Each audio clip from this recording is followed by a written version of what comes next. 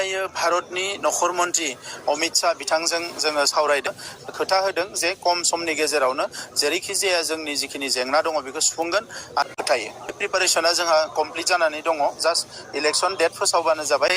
UPPL हान्जानि जोंनि जि आइजो गांखं होननानै बुङो वमेन सेल, बिनिनो मोन गासै 16 समस्तिनि एबा ब्लकनि जयै बेवहाय मिटिं जिरायदों।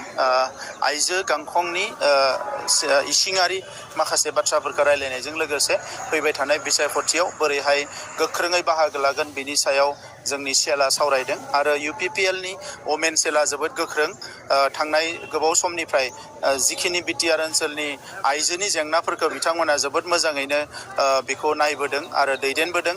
जि जेंनायानो जाया मानो बेवहाय बिथांमोना गसंबोदों।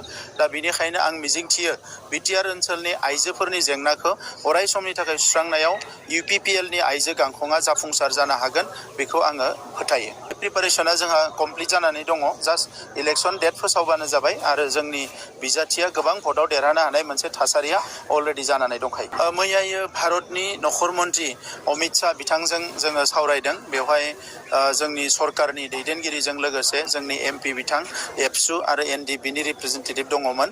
आरो बेवहाय गुबैयै कार्बि आंलंनि जोंनि ST हिल्सनि जेंना, NDPनि केस उइथड्र खालामनाय आरो जेलनिफ्राय बरननाय, आरो बेजों लोगोसे BTR गोरोबथानि माखासे दफाफोरखौ इमप्लिमेन्ट खालामनायनि सायाव जोबोद सिरियासलि डिसकासन जादों। आरो बिथाङा जोंनो खोथा होदों जे खम समनि गेजेरावनो जेरैखि जाया जोंनि जिखिनि जेंना दङ बेखौ सुफुंगोन आरो 2014 बोसोरनि गेजेरावनो मेक्सिमाम जेंनाखौ सुफुंनानै होगोन होननानै बिथाङा खोथा होदों। रन्जन दैमारिखौ बिथाङा बस'नो हागौमोन, बरनाक्सि रायजो राजाया जे UPPL हान्जाजोंबो मोनाखैमोन, जेबो मोनाखैमोन। नाथाय खेबसेल' भट होनानै UPPLखौ सरकाराव लाबोबाय। दिनै BTR ओनसोलनि रायजो राजाया गोजोननाय मोनबाय, मोजां थासारि मोनबाय, रैखाथि मोनबाय आरो गोबां रोखोमनि जौगानायखौ मोननो हाबाय।